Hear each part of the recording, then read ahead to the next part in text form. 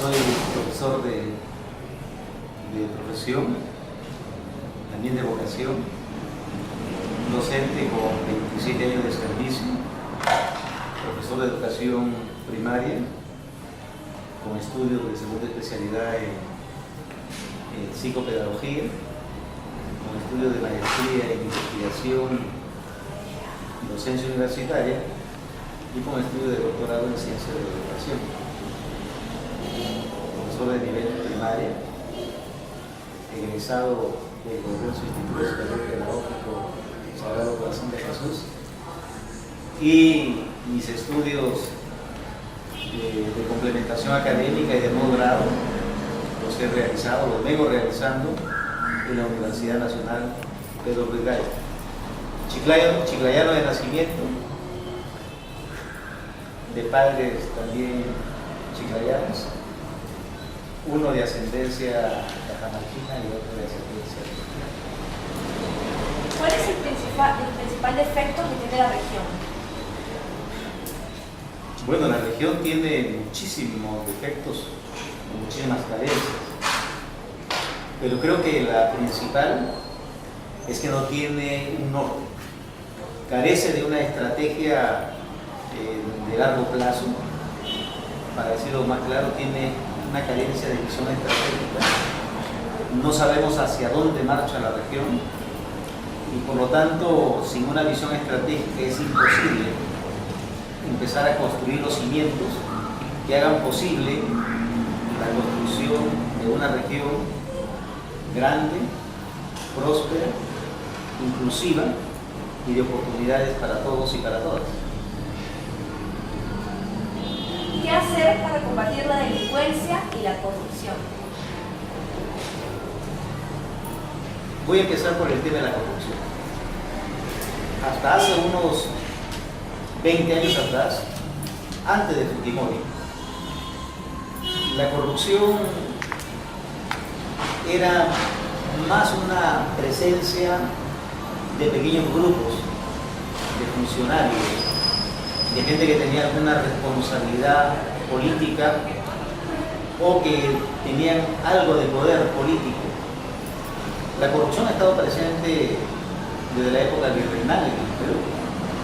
Hay un libro muy interesante de un peruano radicado en Estados Unidos, Quiroz es su apellido, no recuerdo el nombre, que ha escrito sobre la corrupción en el Perú. Y señala que efectivamente desde la época virreinal hasta la época de Fujimori y Alan García, la corrupción es una constante en nuestro país.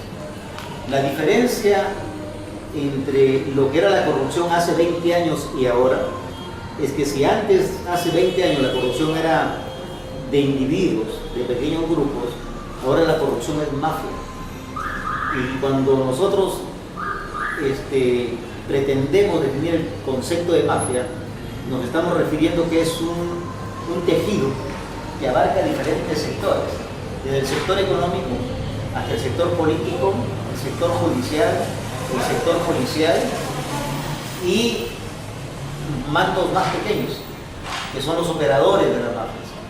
Por eso es que es tan difícil de combatir la corrupción, porque cae uno y inmediatamente es reemplazado por otro, pero la mafia en sí no cae.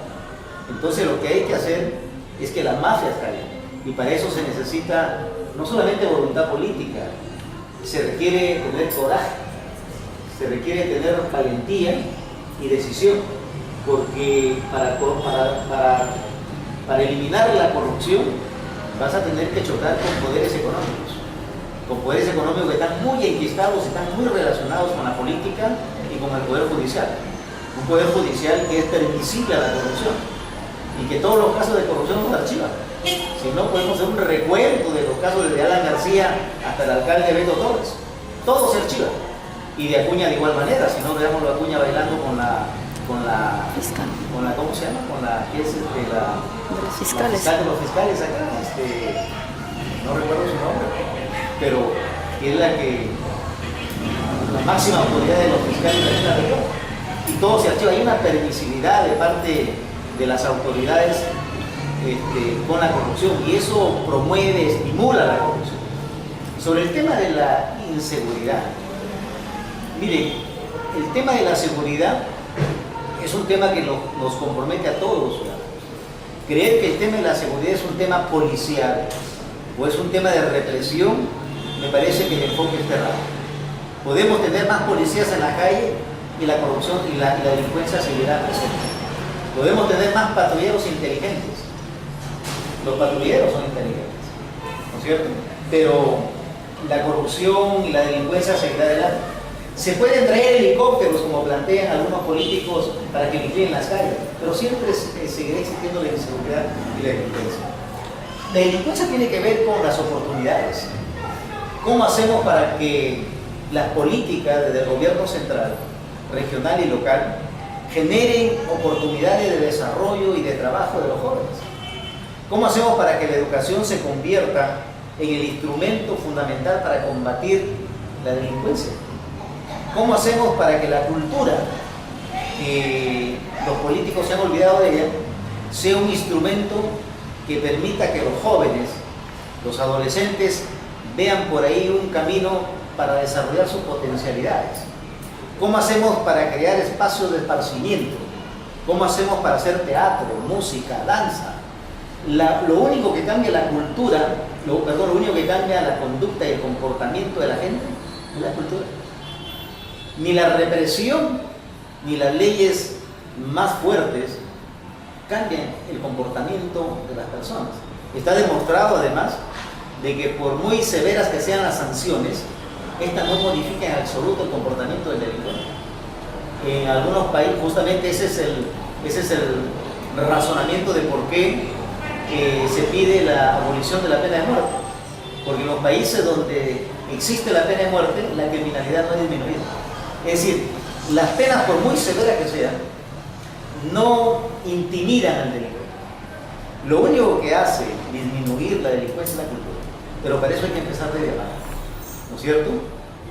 Los medios de comunicación aquí juegan un papel muy importante, pero si los medios de comunicación pasan basura permanentemente y todo es guerra y todo es combate, y entonces el mensaje que se le envía a los niños, a los adolescentes, es que ese es el mundo en el que vivimos, el mundo de la violencia, y mientras más violencia, mayores oportunidades. Por esa razón es que en el plan de gobierno que yo enarbolo como candidato del Partido Democracia Directa, más, la educación es el puntal fundamental, es la viga maestra para cambiar nuestra región, para convertirla en una región de oportunidades con más seguridad. El otro tema tiene que ver con la organización de la ciudadanía.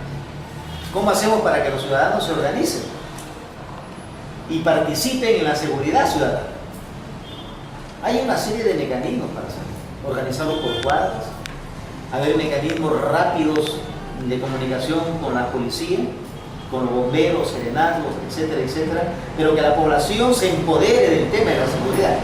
Si la población sigue siendo indiferente al tema de la seguridad y solo tiene argumentos para quejarse de la inseguridad, nunca vamos a cambiar. Justamente ya que tocó el tema de la